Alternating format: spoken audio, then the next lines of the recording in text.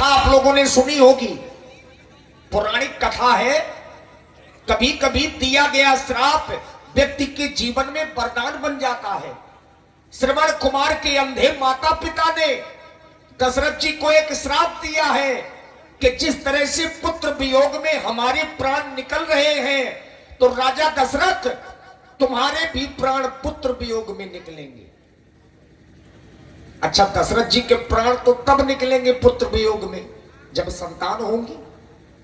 यहां रावण ने वरदान मांगा कि दशरथ के कोई संतान ना हो, और यहां श्रवण कुमार के अंधे माता पिता ने श्राप दिया दशरथ को कि तुम्हारे प्राण पुत्र वियोग में ही निकलेंगे। अब विचार करिए, यह भगवान की कथा है, बड़ी गहराई होती है। रावण के द्वारा मांगा गया वरदान भी सत्य होना चाहिए, और श्रवण कुमार के अंधे माता पिता के द्वारा दिया गया श्राप भी सत्य होना चाहिए।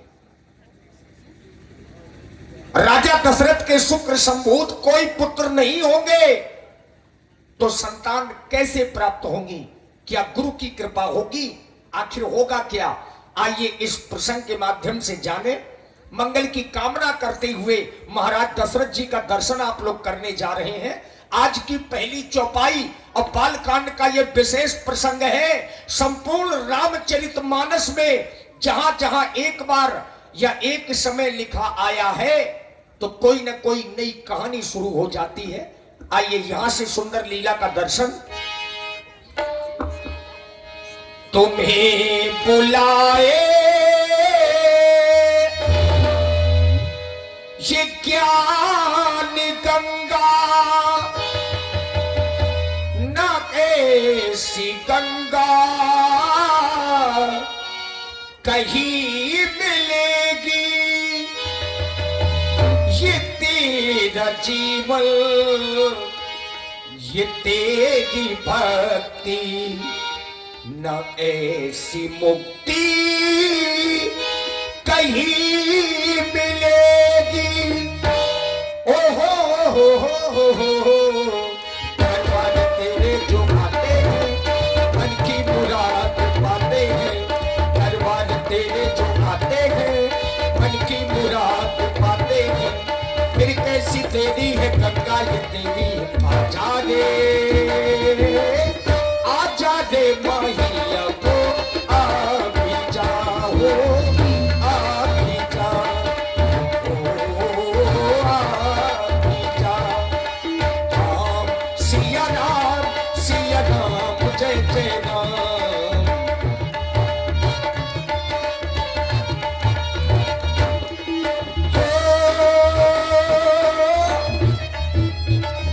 मंगल भवन अमंगल हारी, द्रवभूषण रज बजे बिहारी।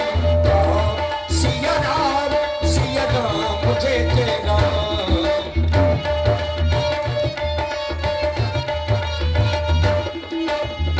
एक बार ये वही समय है जिस समय को बाबा पूज्य पाद तुलसी जी लिख रहे हैं। एक बार भूपति बन माही, भय की लानी मोरे सुननाही। सिया राम जय जय राम। राम सिया राम जय जय राम। राम सिया राम जय जय राम। जिस तरह ये सुनहरा ताज पहन ये सूरज शान दिखाता है, ये चांद भी लश्कर बन इन तारों के संग आता है। हर वक्त हो खूबसूरत, वक्त की हो ख्वारी, बनकर धर्म के नाम का सिक्का धरती से गगन तक हो जारी।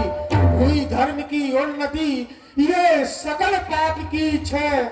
एक बार सब मिलकर बोलो, महाराज दशरथ की जय, महाराज दशरथ की जय। महाराज के जीवन की जय जयकार हो।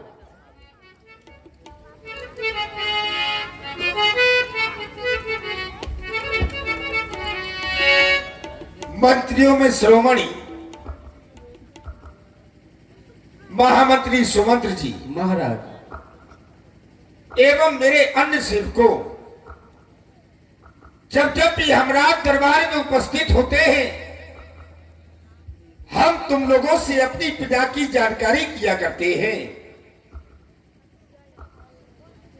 कि हमारी अयोध्या की प्यारी प्यारी प्रजा को किसी भी प्रकार का कोई दुख तो नहीं है। क्यों?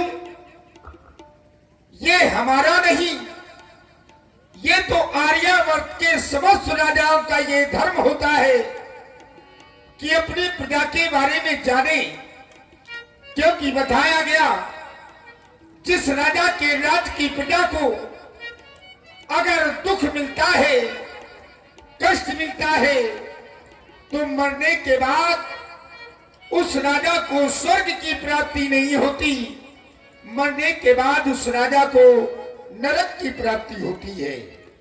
जा सुराज प्रिय प्रजा दुखारी, सो अवस नरककारी, वो राजा नरक का गामी हो जाया करता है। हम अयोध्या के राजा हैं, अयोध्या की शासन सत्ता हमारे इन हाथों में है। कहो कहो, गौशाला, धर्मशाला, पाठशाला, सभी शालाएं सुचारू रूप से चल रही है या नहीं? ब्राह्मणों के द्वारा वेद धुन उच्चारण की जाती है या नहीं? पुजारी के द्वारा मंदिरों की समय समय पर पूजा होती है या नहीं? कहो कहो, हमारी अयोध्या सुखमय जीवन यापन कर रही है या नहीं? बताओ महामंत्री सुमन, हमें अवगत कराओ। महाराज, आप जब भी राज सिंहासन पर विराजमान होते हैं तो हमसे यही पूछा करते हैं कि हमारी प्यारी प्यारी प्रजा में कोई दुखी तो नहीं? महाराज, सरपति वसय बाह बल जाके जो देवताओं का राजा इंद्र आपकी इन भुजाओं के बल पर राज करता हो, भला ऐसी प्यारी प्यारी प्रजा में कोई दुखी रह सकता है? नहीं महाराज, कहा गया है धर्म धुरंधर गुण निधि ज्ञानी। जिस राज्य में आप जैसा ज्ञानी धर्मात्मा राजा राज्य करता हो, उस राज्य की प्रजा कभी दुखी नहीं रह सकती। हम तो यही कहा करते हैं कि मत कर परवाह किसी की, चाहे ये जमाना खिलाफ हो, अरे चलना उस राह पर जो सच्चा और साफ हो। महाराज, यज्ञशाला, पाठशाला, गौशाला सभी सुचारू रूप से चलाई जा रही हैं। आपकी प्रजा में कोई दुखी नहीं है महाराज। तुम्हारी इस बात को सुनकर के अगर राजा दशरथ सोच ले कि इसमें बड़ाई राजा दशरथ की है, तो ना, इसमें बड़ाई राजा दशरथ की नहीं, अरे इसमें बड़ाई तो तुम मंत्रियों की है। अरे राजा तो राज सिंहासन पर बैठ करके सिर्फ आदेश करता है, कार्य तो तुम मंत्री करते हो। या यूं कह दूं कि पीड़ा का यदि सुर बिगड़े, पीड़ा का यदि सुर बिगड़े तो तंत्री दोषी होते हैं, और राजा का यदि शासन बिगड़े तो राजा नहीं, सीधे मंत्री दोषी होते हैं। और जिस राजा के पास तुम्हारी जैसा मंत्री हो, जिसका नाम है सुमंत्र, सु धन मंत्र, सु माने सुंदर, मंत्र माने मंत्रा देने वाला, जिस राजा के पास सुंदर मंत्रा देने वाला सुमंत्र जैसा मंत्री होगा, उस राजा के राज की प्रजा को कभी दुख नहीं हो सकता। लेकिन महामंत्री सुमन, हम तुमसे वार्ता कर रहे थे, लेकिन आज हमारा हृदय कंपायमान होने लगा। आज हमारे मनमानस में वेदना उत्पन्न होने लगी, मानो ऐसा लग रहा है किसी ने बहुत बड़ा भार सा मेरे सीट पर रख दिया हो। आज हमें बड़ी गिलानी हो रही है, गिलानी हो रही है महामंत्री सुमन। वो क्या है महाराज? एक बार भूपति मन माही भय गिलानी मोरे सुत नाही। आज हमें गिलानी हो रही है कि हमारे कोई संतान नहीं है। जब मैंने अपनी प्रजा का आंतरिक दर्शन किया तो अगर हमारी अयोध्या की प्रजा में किसी के घर में पुत्र जन्म लेता है तो उसके घर में खुशियां नहीं मनाई जाती। क्यों? क्योंकि ये अयोध्यावासी कहते हैं कि अगर हम खुशियां मनाएंगे तो आज हमारे राजा दशरथ के कोई पुत्र नहीं है, उनको बड़ा दुख होगा। आज हमारे दुख से दुखी हमारी अयोध्या की प्रजा है महामंत्री सुमन। ये हमें प्रथम बार गिलानी नहीं हो रही, एक बार गिलानी और हुई थी हमें। कब? देवताओं के राजा मेरे बहुत अच्छे मित्र थे। पृथ्वी में देवलोक पहुंचता था तो देवताओं के राजा इंद्र मुझे अपने बगल में बिठा लेते थे। एक दिन महारानी कैकेयी ने हमसे कहा कि महाराज, देवराज इंद्र आपके बहुत अच्छे मित्र हैं, आप उससे कोई ऐसी वस्तु लेकर के आना जिसे पहचान के रूप में मैं अपने पास रख सकूं। मैंने कहा ठीक है महारानी कैकेयी। मैं प्रतिदिन की रात अमरावती पहुंचा। इंद्र ने मुझे देखा तो अपने बगल में बिठा लिया। सभा प्रारंभ हुई और सभा समाप्त हो गई। सभा समाप्त होने के बाद मैं अपने राजमहलों की ओर चल पड़ा। मैंने आधा मार्ग तय किया था कि मुझे महारानी कैकेयी की बात याद आ गई कि महारानी कैकेयी ने मुझसे कुछ मांगा था। मैं पुनः देवलोक की ओर लौट पड़ा। मैंने वहां जाकर क्या देखा महामंत्री सुमन, कि जिस स्थान पर मैं बैठा था उस स्थान को देवराज इंद्र धुलवा रहे थे। मैंने पूछा कि हे मित्रवर, आज जिस स्थान पर मैं बैठा था आप उस स्थान को क्यों धुलवा रहे हैं? तो देवराज इंद्र ने मुझसे कहा, राजा दशरथ आप हमारे मित्र हैं और मित्र से कभी कपट नहीं रखना चाहिए।